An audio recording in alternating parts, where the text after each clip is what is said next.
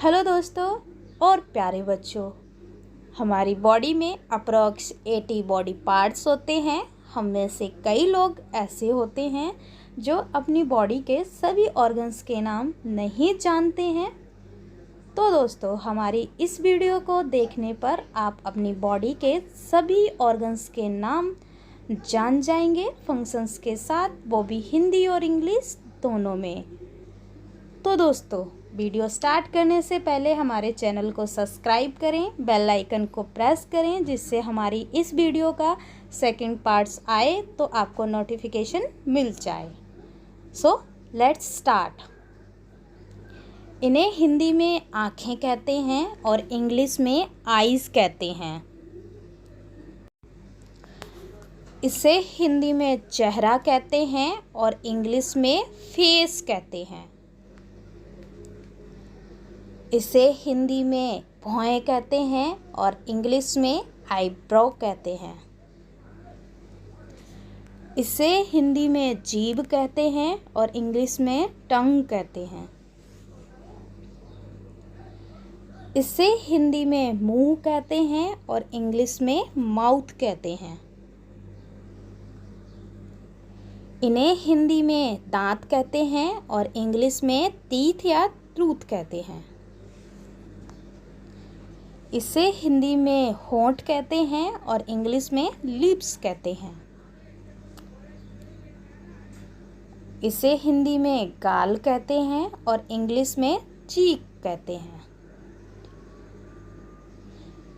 इसे हिंदी में नाक कहते हैं और इंग्लिश में नोज कहते हैं। इसे हिंदी में माथा कहते हैं और इंग्लिश में फोरहेड कहते हैं। इसे हिंदी में बाल कहते हैं और इंग्लिश में हेयर कहते हैं। इसे हिंदी में कंधा कहते हैं और इंग्लिश में शोल्डर कहते हैं। इसे हिंदी में कमर या पीठ कहते हैं और इंग्लिश में बैक कहते हैं। इसे हिंदी में पेट कहते हैं और इंग्लिश में स्टमक कहते हैं। इसे हिंदी में गला कहते हैं और इंग्लिश में थ्रोट कहते हैं। इसे हिंदी में टांग कहते हैं और इंग्लिश में लेग कहते हैं। इसे हिंदी में घुटना कहते हैं और इंग्लिश में नी कहते हैं। इसे हिंदी में पैर कहते हैं और इंग्लिश में फुट कहते हैं। इसे हिंदी में हाथ कहते हैं और इंग्लिश में हैंड कहते हैं। इसे हिंदी में कान कहते हैं और इंग्लिश में ईयर कहते हैं। इसे हिंदी में दाढ़ी कहते हैं और इंग्लिश में बियर्ड कहते हैं। इसे हिंदी में गर्दन कहते हैं और इंग्लिश में नेक कहते हैं। इसे हिंदी में मूंछ कहते हैं और इंग्लिश में मुस्टैक कहते हैं। इसे हिंदी में हंसमुख चेहरा कहते हैं और इंग्लिश में स्माइली फेस कहते हैं। इसे हिंदी में कलाई कहते हैं और इंग्लिश में रिस्ट कहते हैं। इसे हिंदी में कंठ कहते हैं और इंग्लिश में लिरिक्स कहते हैं। इसे हिंदी में अंगूठा कहते हैं और इंग्लिश में थंब कहते हैं। इसे हिंदी में उंगली कहते हैं और इंग्लिश में फिंगर्स कहते हैं। इसे हिंदी में छोटी उंगली कहते हैं और इंग्लिश में लिटिल फिंगर कहते हैं। इसे हिंदी में अनामिका कहते हैं और इंग्लिश में रिंग फिंगर कहते हैं। इसे हिंदी में तर्जनी कहते हैं और इंग्लिश में इंडेक्स फिंगर कहते हैं। इसे हिंदी में पेट कहते हैं और इंग्लिश में बेली कहते हैं। इसे हिंदी में हड्डी कहते हैं और इंग्लिश में बोन कहते हैं। इसे हिंदी में हथेली कहते हैं और इंग्लिश में पाल्म कहते हैं। इसे हिंदी में पिंडली कहते हैं और इंग्लिश में कॉल्फ कहते हैं। इसे हिंदी में सिर कहते हैं और इंग्लिश में हेड कहते हैं। इसे हिंदी में कुल्हा कहते हैं और इंग्लिश में हिप कहते हैं। इसे हिंदी में त्वचा कहते हैं और इंग्लिश में स्किन कहते हैं। इसे हिंदी में नाखून कहते हैं और इंग्लिश में नेल कहते हैं। इसे हिंदी में रक्त कहते हैं और इंग्लिश में ब्लड कहते हैं। इसे हिंदी में मुट्ठी कहते हैं और इंग्लिश में फिस्ट कहते हैं। इसे हिंदी में भौहें कहते हैं और इंग्लिश में आईब्रोज कहते हैं। इसे हिंदी में नाभि कहते हैं और इंग्लिश में नेवल कहते हैं।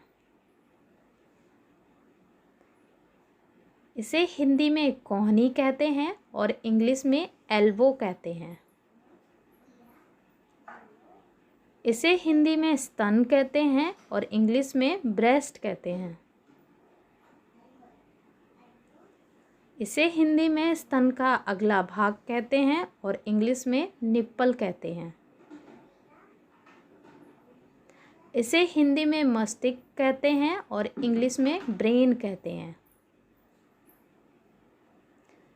इसे हिंदी में पलक कहते हैं और इंग्लिश में आईलिड कहते हैं। इसे हिंदी में हृदय कहते हैं और इंग्लिश में हार्ट कहते हैं। इसे हिंदी में गर्भाशय कहते हैं और इंग्लिश में यूट्रस कहते हैं। इसे हिंदी में पैर की उंगली कहते हैं और इंग्लिश में फुट टो कहते हैं। इसे हिंदी में जांघ कहते हैं और इंग्लिश में थाई कहते हैं। इसे हिंदी में कनपटी कहते हैं और इंग्लिश में टेम्पल कहते हैं।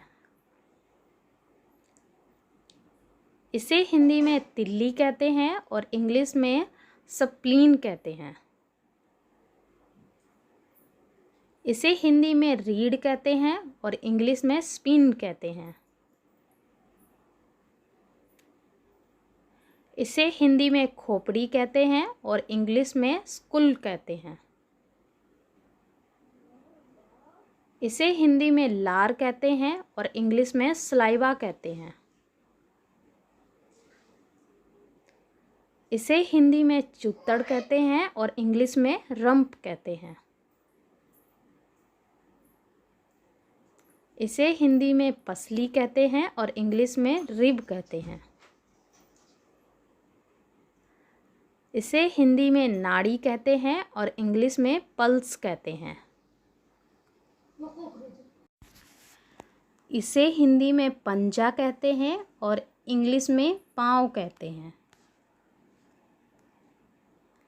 इसे हिंदी में तालू कहते हैं और इंग्लिश में पैलेट कहते हैं।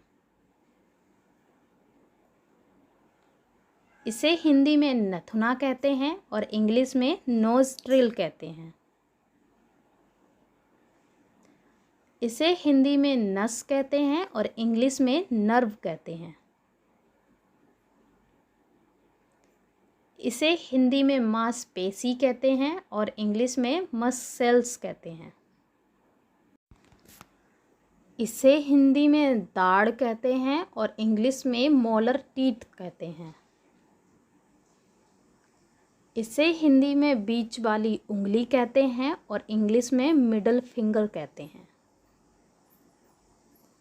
इसे हिंदी में फेफड़ा कहते हैं और इंग्लिश में लंग्स कहते हैं। इसे हिंदी में जिगर कहते हैं और इंग्लिश में लीवर कहते हैं। इसे हिंदी में गुर्दा कहते हैं और इंग्लिश में किडनी कहते हैं। इसे हिंदी में जोड़ कहते हैं और इंग्लिश में जॉइंट कहते हैं। इसे हिंदी में जाबड़ा कहते हैं और इंग्लिश में जाव कहते हैं। इसे हिंदी में आंत कहते हैं और इंग्लिश में इंटेस्टाइन कहते हैं। इसे हिंदी में एड़ी कहते हैं और इंग्लिश में हील कहते हैं। इसे हिंदी में बरौनी कहते हैं और इंग्लिश में आईलैश कहते हैं। इसे हिंदी में नेत्र गोलक कहते हैं और इंग्लिश में आईबॉल कहते हैं। इसे हिंदी में भ्रूण कहते हैं और इंग्लिश में एम्ब्रो कहते हैं। इसे हिंदी में कान का पर्दा कहते हैं और इंग्लिश में ईयर ड्रम कहते हैं। इसे हिंदी में थोड़ी कहते हैं और इंग्लिश में चिन कहते हैं। इसे हिंदी में छाती कहते हैं और इंग्लिश में चेस्ट कहते हैं। इसे हिंदी में बालों का जूड़ा कहते हैं और इंग्लिश में बन कहते हैं। इसे हिंदी में शरीर कहते हैं और इंग्लिश में बॉडी कहते हैं। इसे हिंदी में धमनी कहते हैं और इंग्लिश में आर्टरी कहते हैं। इसे हिंदी में बगल कहते हैं और इंग्लिश में आर्मपिट कहते हैं। इसे हिंदी में बाह कहते हैं और इंग्लिश में आर्म कहते हैं। इसे हिंदी में टखना कहते हैं और इंग्लिश में अंकेल कहते हैं। दोस्तों, इसी तरह की इन्फॉर्मेटिव वीडियो देखने के लिए हमारे चैनल को सब्सक्राइब करें, वीडियो को लाइक करें और कमेंट करें। हो सके तो अपने दोस्तों को भी शेयर करें। धन्यवाद।